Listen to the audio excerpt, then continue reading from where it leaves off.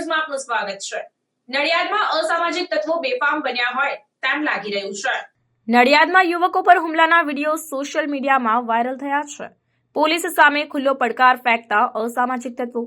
નડિયાદના પીપલગ નહેર પાસે મારામારીનો બનાવ બન્યો હતો ત્યારે ફરિયાદી અને તેના મિત્રો પર કેટલાક ઇસમોએ જીવલેણ હુમલો કર્યો હતો। સિદ્ધાર્થ રબારી અને શિવા રબારીએ ગેરકાયદેસર મંડળી રચીને હુમલો કર્યો હતો।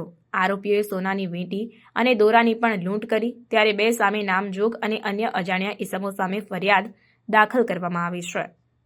નડિયાદ રૂરલ પોલીસ મથકે આ મામલે ગુનો નોંધાયો છે ત્યારે હુમલામાં ફરિયાદી પ્રકાશ ચૌહાણ અને તેના મિત્રોને ઈજાઓ પહોંચી। જીવલેણ હુમલો અને લૂંટ ગેરકાયદેસર મંડળી રચીને હુમલો કરવા બાબતે ગુનો દાખલ કરી આગળની તપાસ હાથ ધરવામાં આવી છે।